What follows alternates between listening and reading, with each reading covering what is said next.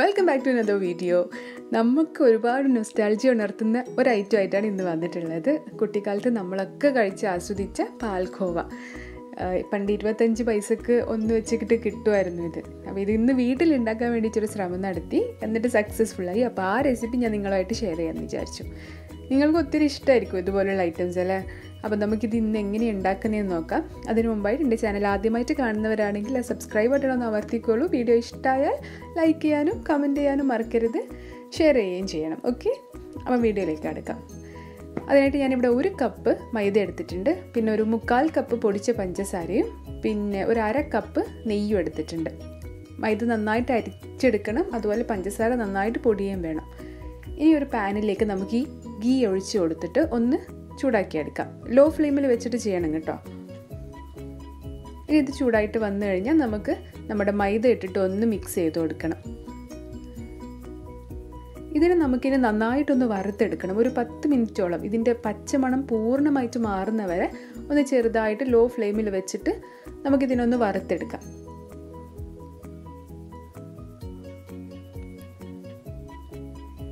ഇതൊരു 10 മിനിറ്റ് ആകുമ്പോഴേക്കും ഇതിൽ നിന്ന് ഓയിലൊക്കെ റിലീസായിട്ട് വരാൻ തുടങ്ങും. ആ ഒരു കൺസിസ്റ്റൻസിയാണ് നമുക്ക് വേണ്ടത്. ഇപ്പോൾ ഇത് ഏകദേശം ഇവിടെ റെഡി ആയിട്ടുണ്ട്.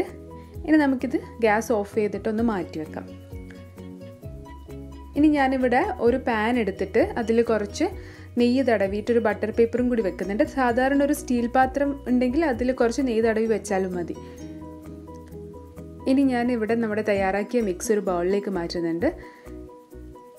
ഇതൊരു ഇളം ചൂടുണ്ടായിരിക്കണം. അപ്പോഴേക്കും നമുക്കിതിലേക്ക് നമ്മൾ പൊടിച്ച പഞ്ചസാരയുടെ ഒരു പകുതി ചേർത്തിട്ട് ഒന്ന് കുഴച്ചെടുക്കാം. ഒത്തിരി ചൂടുണ്ടാവാനും പാടില്ല, എന്നാലും ഒരു ഇളം ചൂടിൽ വേണം നമ്മളിത് ചെയ്തെടുക്കാൻ. ബാക്കി പൊടിച്ച പഞ്ചസാര കൂടി ആഡ് ചെയ്തിട്ട് ഞാനിതിനെ നന്നായിട്ടൊന്ന് കുഴച്ചെടുക്കാൻ പോവുകയാണ്. കൈ വെച്ചിട്ട് തന്നെ നന്നായിട്ടൊന്ന് കുഴച്ചെടുക്കാം. നമ്മുടെ ചപ്പാത്തിയുടെ ഓലം പോലെ ഒന്നായിട്ട് വരണം. അപ്പോൾ നമുക്കിത് റെഡിയാവും. ഇനി ഇതിനെ ഞാൻ നമ്മുടെ ഗ്രീസ് ചെയ്ത പാത്രത്തിലേക്ക് മാറ്റിയിട്ട് ഒന്ന് ഇതിനെ ലെവൽ ചെയ്ത് കൊടുക്കുന്നുണ്ട്. ഒരു സ്റ്റീൽ പാത്രം വെച്ചിട്ടോ അല്ലെങ്കിൽ ഒരു സ്പൂണിൻ്റെ ബാക്ക് വശം വെച്ചിട്ടോ ഒന്ന് ജസ്റ്റ് നന്നായിട്ടൊന്ന് പ്രസ് ചെയ്ത് ഇതിനെ എല്ലാ വശവും ഒരുപോലെ ആക്കിയെടുക്കുക. എന്നിട്ട് ഇതിനെ നമ്മൾ ഫ്രിഡ്ജിൽ ഒരു 15 മിനിറ്റ് സെറ്റ് ചെയ്യാൻ വെക്കണം. ഫ്രീസറിൽ വെക്കണ്ട, താഴെ വെച്ചാലും മതി. അപ്പോൾ ഇത് റെഡി ആയിട്ടുണ്ട്. ഇനി ഇതിനെ ഞാനൊന്ന് കട്ട് ചെയ്തിട്ട് എടുക്കാൻ പോവാണ്. കട്ട് ചെയ്യുമ്പം പ്രത്യേകം ശ്രദ്ധിക്കണം. വളരെ സോഫ്റ്റായിട്ടുള്ള, പിന്നെ പെട്ടെന്ന് പൊടിഞ്ഞു പോകാൻ ചാൻസ് ഉണ്ടാവുന്ന ഒരു കൺസിസ്റ്റൻസിയാണിത്. അപ്പോൾ നല്ല സൂക്ഷിച്ചിട്ട് കട്ട് ചെയ്യുക.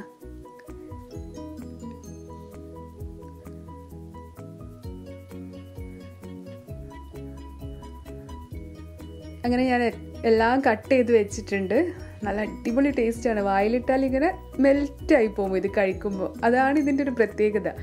അപ്പോൾ ഈ നൊസ്റ്റാൾജിയത്തിൻ്റെ പാൽക്കോവ നിങ്ങളുടെ കുട്ടികൾക്ക് നിങ്ങൾ ഉണ്ടാക്കി കൊടുക്കുക, അവരും ആസ്വദിക്കട്ടെ നമ്മുടെ കുട്ടിക്കാലത്ത് നമ്മൾ കഴിച്ചതിൻ്റെ ആ ഒരു രുചി.